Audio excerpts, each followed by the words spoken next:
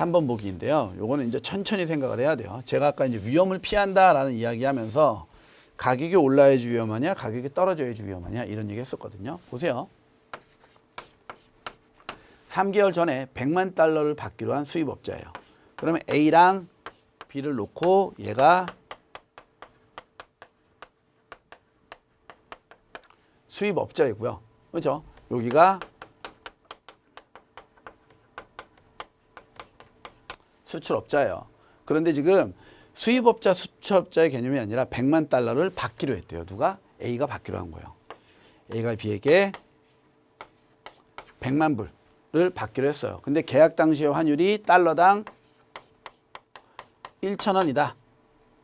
그러면 하나로 얼마 받기로 한 거예요? 100만 달러면 10억 받기로 한 거죠. 하나로 10억을 받기로 한 수입업자예요.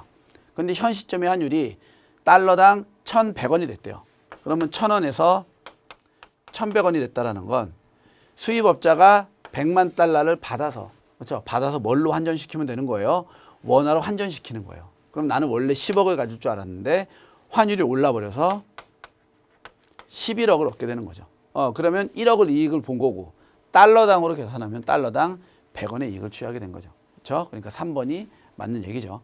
근데 이제 이 3번의 디렉션 이 보기를 좀 보면은요. 어떠한 문제점들이 있냐면 수입업자는 보통 달러를 받는 게 아니라 달러를 지급해 주죠. 물건을 받고 돈을 지급하잖아요. 그렇죠? 그래서 이제 요거는 내용상으로는 달러를 받기로 했기 때문에 수입업자이든 수출업자이든 상관없죠. 아무튼 받는다는 게 핵심인 거예요.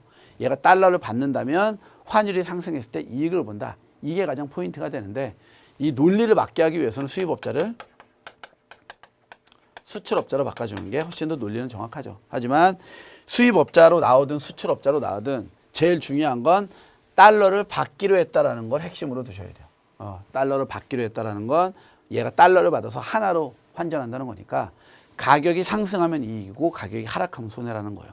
계속 4번 봐보세요. 3번과 같은 거래를 수출업자가 진행하였다면 수입업자와 같은 동일한 이익을 취하게 된다.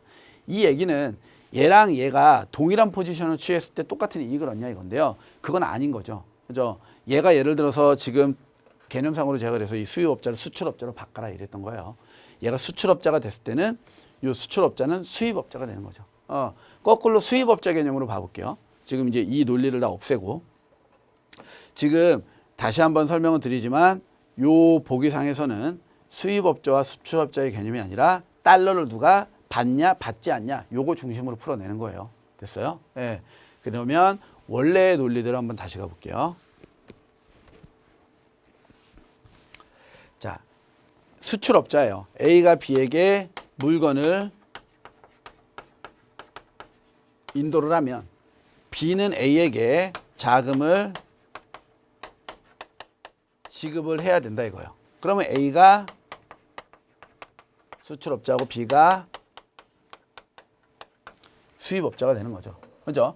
그러면 방금 보기 3번이에요. 얘를 수출업자로 바꿨을 경우에는 자금 지급을 100만 달러를 지급받기로 했다 이 소리예요.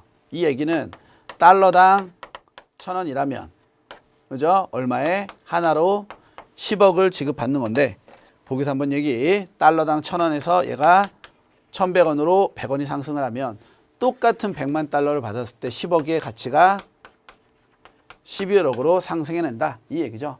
그러니까 수출업자 입장에서는 1억의 이익, 달러당 100원의 이익을 본다. 그럼 3번인 거죠. 수입업자를 뭘로 바꾸자고요? 수출업자로 바꾸자고요. 그렇죠? 그럼 이제 4번은 3번과 같은 거래를 수출업자가 하는 게 아니라 누가 했다고 봐야 된다는 거예요. 수입업자가 했다고 보고 이제 논리를 반대로 보는 거예요. 이러한 똑같은 거래를 다시 A랑 B예요. 이번에는 수입업자니까 B가 A에게 물건을 공급을 해주고요. A는 B에게 자금을 거꾸로 지급을 해야 돼요. 자금 지급을 할 때는 뭘로 지급을 해야 되냐면 달러로 지급을 해야 되는 거예요. 100만 불. 그러면 A 같은 경우에는 100만 불을 만들기 위해서는 하나로 원래 달러당 1,000원이었다면 10억 원을 준비해 놨으면 되는 건데 그렇죠? 환율이 올라가서 이제는 10억 갖다가 주면 100만 불을 주는 게 아니라 예를 들어 90만 불 만 준다 이거예요. 10% 그냥 떨어졌다고 대략 계산으로 할게요. 그러니까 뭐 90.9 이렇게 주는 건데 90만 불만 준다 이거예요. 그럼 100만 불을 맞추기 위해서는 여기에 플러스 1억을 더 갖다 줘서 얼마를 맞춰야 된다? 100만 불을 맞춰야 되는 거죠.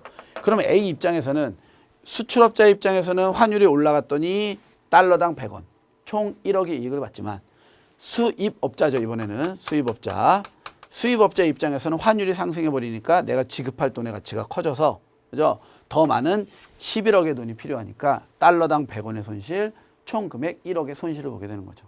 이해되시죠? 그러면은 4번이 오답이 되는 거예요. 지금 수입업자랑 수출업자가 여기 바뀌었어요. 됐죠? 요건 좀 수정을 좀 부탁드릴게요. 그래서 2번에는 정답이 4번이 되겠습니다. 그죠? 예. 요 해지 거래에 대한 내용들이요. 천천히 놓고 생각을 하면 수월한데 그렇지 않으면 이 해지 거래에 대한 부분들을 꽤나 어려워들 많이 하세요. 예. 그래서 이번에는 정답이 4번. 됐죠? 교재에서도 간단히 보시면 579페이지예요. 예. 그래서 거기 이제 팁에도 수입업자, 수출업자에 대한 얘기가 나오는데 그 수출업자를 수입업자로 좀 바꿔주시면 될 것 같고요. 교재에서도 수정을 한 번만 좀 해주세요. 그리고 하단에 있는 선도거래 특징이나 선도거래 종류 같은 내용들도 한 번 정도 읽어보시면 되겠습니다. 네. 칠판을 좀 정리를 하고요.